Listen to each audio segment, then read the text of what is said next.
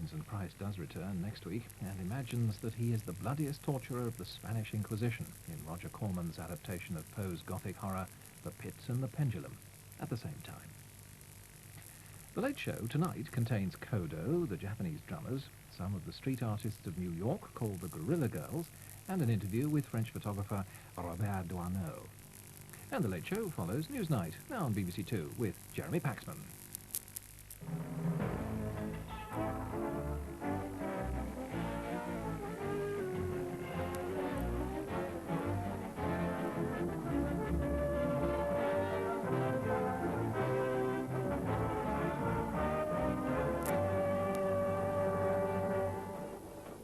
First visit by a British Defence Secretary to Moscow since Joseph Stalin was an ally.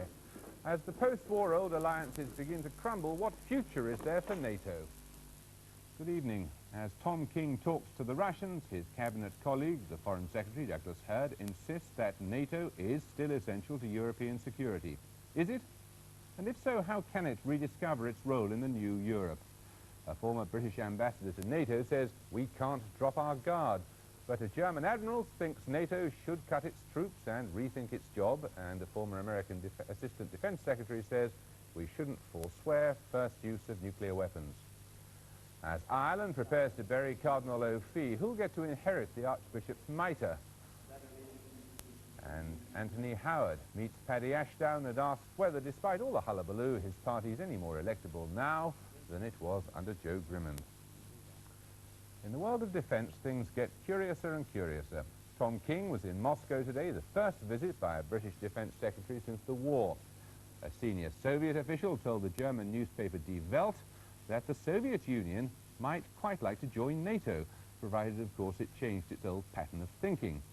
This was one of the most graphic, if bizarre, examples of how far military planners in both East and West have been thrown into total confusion by the change which has swept through Eastern Europe. The East German Defence Minister today said he thought the Warsaw Pact was breaking up. The British Foreign Secretary Douglas Hurd announced that NATO was happy for Soviet troops to stay in East Germany for a while. And during his visit to Moscow, Tom King was told by the Soviet Defence Minister Dmitry Yazov that the Russians were deliberately dragging their feet in the conventional disarmament talks in Vienna so the Red Army could catch its breath. But the problems for NATO are potentially just as great. Just as great as they are for the Warsaw Pact.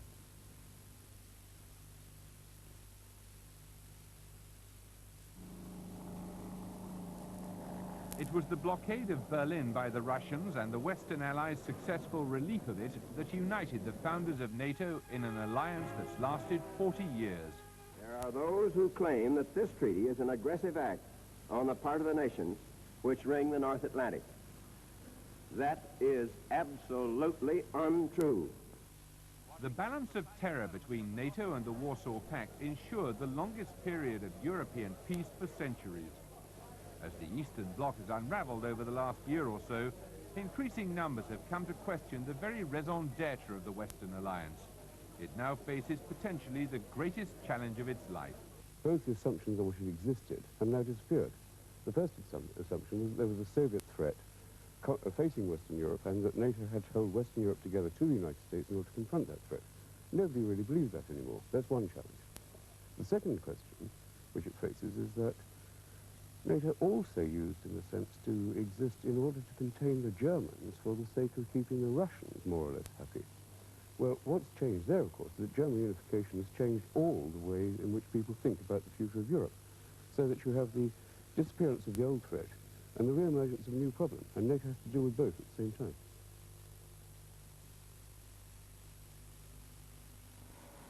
For 20 years, NATO has relied upon a doctrine of flexible response, the capacity to meet any threat from the East with a whole range of forces.